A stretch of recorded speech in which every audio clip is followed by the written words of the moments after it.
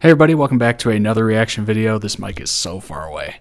Welcome back to another reaction video. This one is Tim Dillon funniest podcast compilation part 2 or something like that. I already did part 1, so let's get into this one. Leave a comment down below with any recommendation, person, place, thing, whatever. Link. Describe what you want me to. I'll look it up and find it. But yeah, thanks for watching, and let's get into it.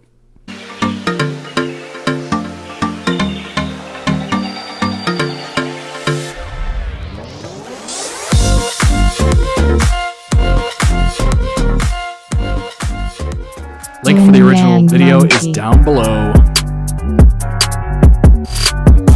21, 22-year-old kids, it's like that's what we would do. They're trying to meet women. This is a joke. Dude, I do on the thing. When I was 19, I used to go around with a slingshot. My boy had a slingshot. We would go and we would break bus terminal windows on Francis Lewis Boulevard, and we would just fucking shatter bus terminal windows. If I was a 19-year-old kid right now, I'd be at the protest fucking breaking windows of police precincts. Dude, when I was 19, I was fucking lending fucking janitors $800,000 to buy their dream home on Long Island. And now they're dead in the streets.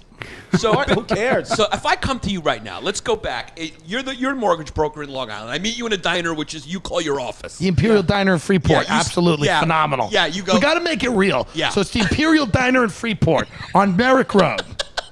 Yeah, you say meet me at the office, and I hear you hang up. We'll spill hot coffee on you by mistake and look at you and go. Yeah, yeah. And when you tell me to meet you at your office, I hear the clang of a payphone when you hang up. Yeah. And so I meet you at your office. I come in. I say, hey, how you doing? Nice to meet you, Mr. Dillon. Me and my wife just got married.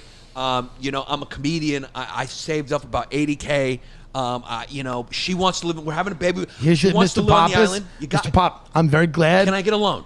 Not only can you get a loan, but let me tell you something. Yeah. How much of that $80K are you prepared to spend on the property? I don't know, Mr. Dillon. You know, I'm a pretty conservative guy. I saved every single dollar from my more recent shows. How much are you prepared to spend? Hold on, let me go into Maurice's brain. No. Of that $80,000, how much would you like to spend? Are you willing to spend all of it? I'm willing to spend. I'm willing to spend about 60 or 70 of it. Mr. Pappas, guess how much of that 80 you're gonna have to spend? How much? Nothing. What? Nothing. You're not gonna spend anything because let me explain something to you. Sit down.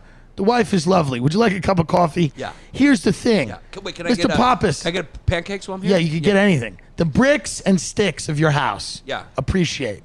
The frame. The land, they appreciate value.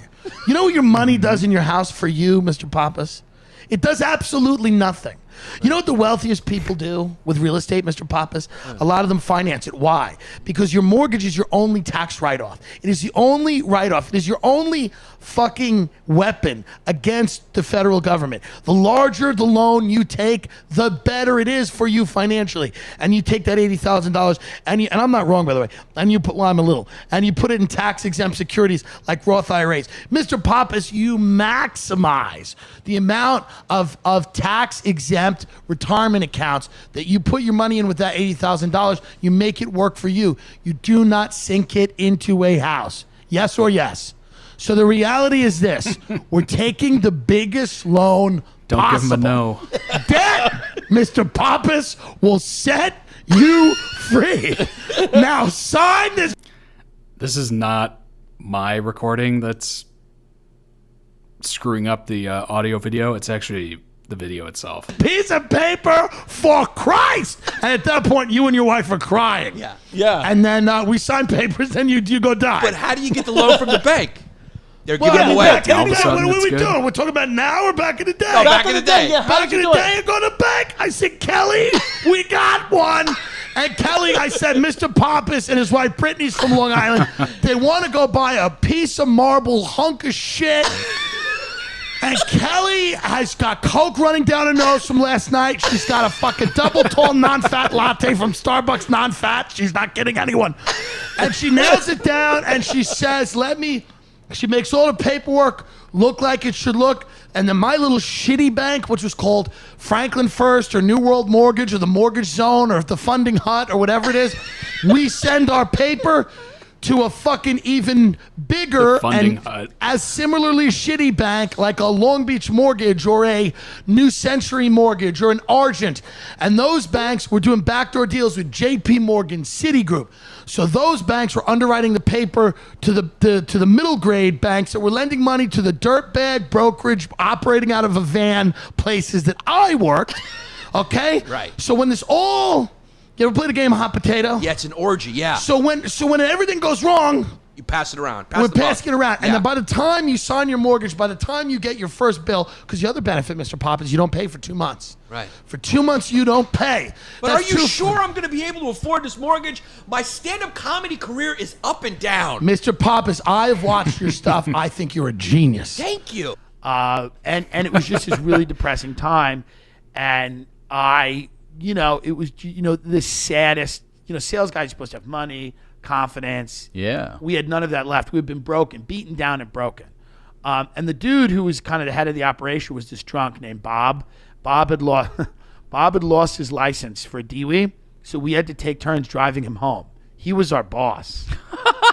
Everyone had to just take shifts. Yeah. And when you have to drive and he would fall asleep because he'd drink all day at Chili's, and then he'd fall asleep on the way home in your car, and then wake up like at a stoplight to just deliver a cryptic message.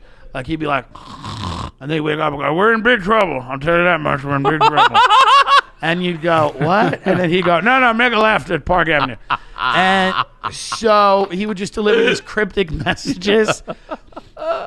This is how that company started. You want to hear how that company started? I pitched this as a show and nobody bought it. Are they fucking nuts, Sickler? Yes. So here's what happened. This is how the company started. This guy, Bob, was a high-level guy and a major mortgage lender in Long Island. He's a CFO. He sees that this company is going to kind of crumble. He sees the writing on the wall. It's like, we're in trouble. We're holding on to a lot of bad debt. This thing's just going to go. It's going left. We got to get out. So he pulls his buddy. His buddy and him, instead of evacuating the business, right? This is such a Long Island fucking thing. They go, we're going to do it the right way. We have all this know-how. We're going to put together a small company. We're going to do it the right way. So they go up to this guy's house upstate, which is partially done. They're getting sauced. They're talking about the new company they're going to have. Whoever this other guy is, I don't know, falls through a second floor that's not completely done and dies. No. Oh my Die. God. Come on. While they're up there talking about this shit? Correct. Instead of abandoning the project, Bob then walks around at his funeral and goes, "I just want to let you know I'm going to open the company for your father. He was a good man. He believed in tight lending standards. We're going to open this company." The underwriting, it was... At the the funeral. company started in Oh my death. gosh. Yeah. It started in death. And so I worked there for about a year and a half. Very sad Christmas party. Very, very sad. I'll bet, yeah. Very sad. Here's a guy, obviously, who's looking to date. This guy looks like he's in trouble. This guy looks like he didn't answer a contact tracing call. He's infected 38 people. Hey, Mr. Dillon, huge fan. Mr. Vaughn, longtime listener, watcher, first-time caller and communicator. Pardon my back mullet. I don't have a top mullet, but I got a little back hair Damn, he's mullet. got that heat coming Anyway, in. I got a crazy question for Mr. Dillon. What do you think about the assassin killing himself that shot the judge's son? This Ghislaine Maxwell shit's getting a little crazy. Yeah, it's real on creepy. us. Yeah. So let's get into that. Yeah. First, let's just establish that you believe Epstein was a pedophile. No, I'm just saying, let's just establish some ground. Who are you working for? Wait a minute, hold on. What? Yes, I will take Okay. the controversial stance that I believe Epstein is a pedophile. Okay. You heard it here. Okay. Oh, and boy. you think Ghislaine was his runner? Yeah, I think that's pretty well established. I Okay. think Miss Maxwell was involved in some lurid and inappropriate activities. But as Trump would say, I wish her well. I watched the Epstein Netflix doc, and just hearing from some of those survivors and victims about how she would, Ghislaine would go around high schools and whatnot and just drive around looking for talent or looking for girls to, pick up and groom, if you will. Oh my God. Just That's the way rich people talk. Rich people, every now and then rich people just become rich and they forget that they have a job. Yeah. He forgot he was the president. Yeah. He was at a golf tee on Mar-a-Lago in his mind, and he said what he would have said to some CEO that was next to him. He go, yeah, I wish her well.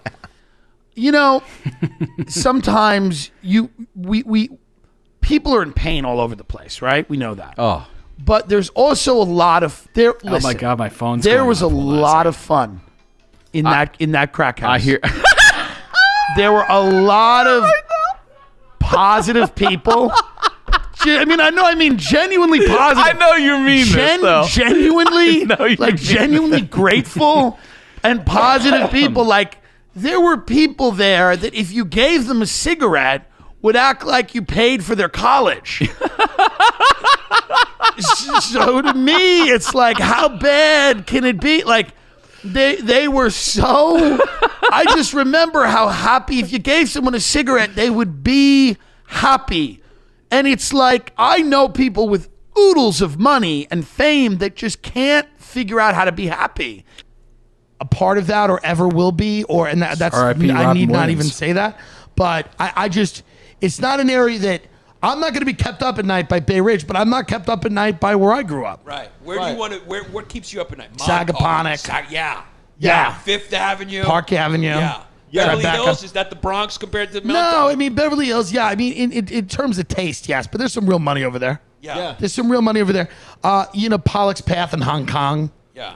Keeps me up. One Hyde Park in London. Yeah. It's interesting. Okay. I just like to know. I said to Ben, my producer, we were eating. Who's on the hot seat? Yeah, he's on the hot seat. He better figure it out. Yeah, because homeless pimp's coming. Pimp's coming. I'm going to take Pimp, and I'm not going to pay you, but you're going to meet Whitney Cummings. So the whole thing is, you're going to inject Botox into Whitney Cummings' ass. Here's the whole thing, and it's better than money. So the We're gonna release this, so we got. I don't care. Yeah. She doesn't care. She's a comic. Okay, she's the only comic in LA right now not in jail. R.I.P. Here's the point. This is what I'm saying. Apparently, these three had an episode prior that they recorded that was so like anti a bunch of people and like going after people that they just never released it. What I'm saying is that, Do you ever think that do you It's ever one of meet those things that women everyone that wants to are close on like there's almost like because sometimes I almost wonder if at a certain point that gay and straight will almost be primitive descriptions of people. Might be, yeah. Maybe. Like I know there's a lot of forced stuff and like, Yeah. and people like in this place now where they don't know or they, Right. and people are just. I think sex will be primitive. I think people are on so many SSRIs they can't even come, and I mean, they can't get dicks hard. I mean, just It'd be crazy almost. You look at a lot of these relationships, you're like, there's no sex happening. These people just hold each other's yeah. hands. They softly cry. They tweet about racism. Yeah. They adopt a dog together. But you realize That's a how lot of it. sexual God, that entire scenario makes me want to just jump off a bridge. a lot of these relationships are.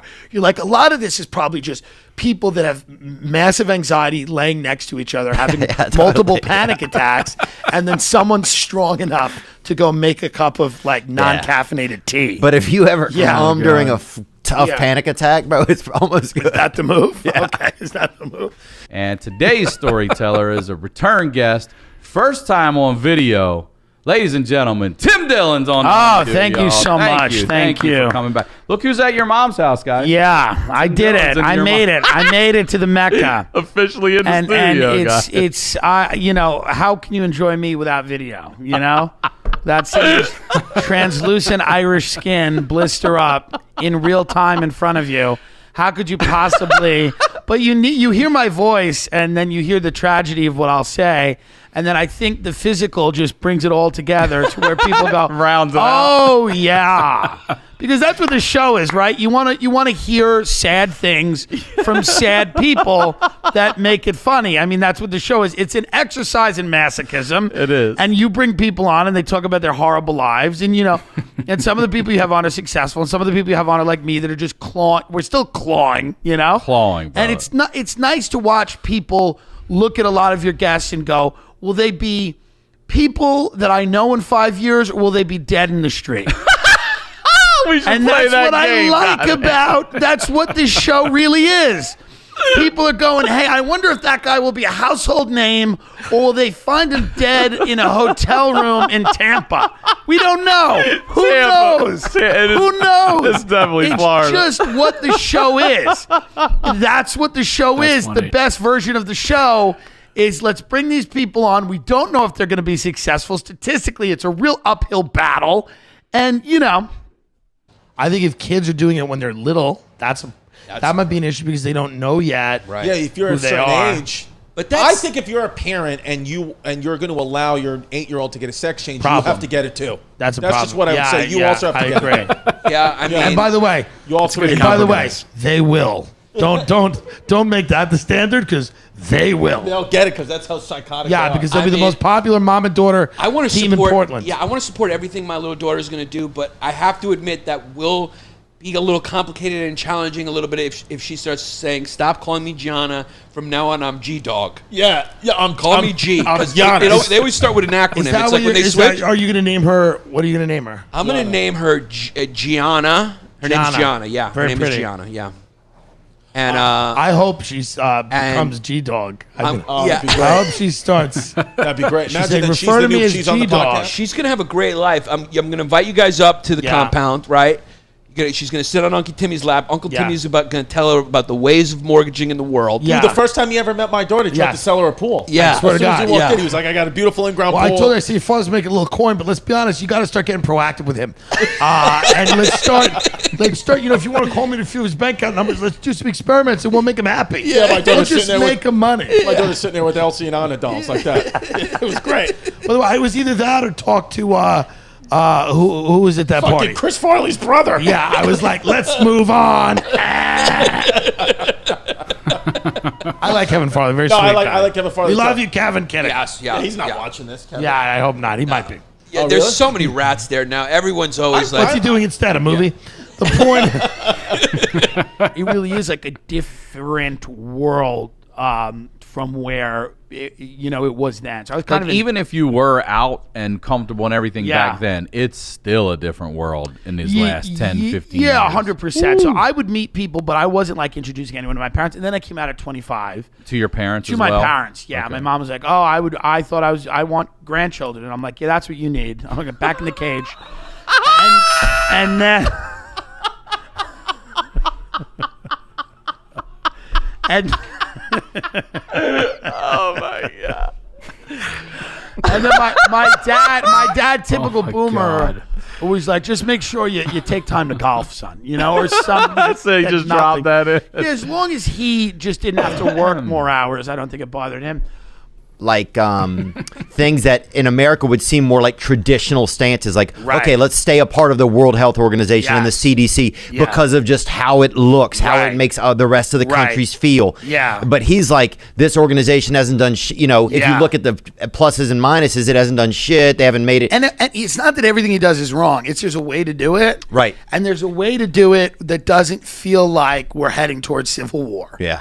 There's a way, you know what I mean? Like, But he also right. I agree. And but I'm, not, I'm with you. Right. I think these. No, it's all interesting. These multinational, these institutions like the UN, the CDC, the WHO, they're all corrupt. They all have a litany of problems, and America does foot the bill for a lot of things and not get any benefit out of it, right? But there's a way to disentangle yourself from those systems without. It's just the way you do it. Oh, yeah. Yeah, it's the way you do it. We do a lot of foreign aid, and mostly it's just buying favors. That's what I think it is, at least. Buying good graces with people. Yeah, he just doesn't have his bedside manner It's is too- for yeah. funerals only. It's for funerals only. It's a guy, like Bill Burr said, it's a guy that just lived on the top of a building his whole life. And this is the way they talk. This is the way they talk. I wish her well. Weak. Yeah.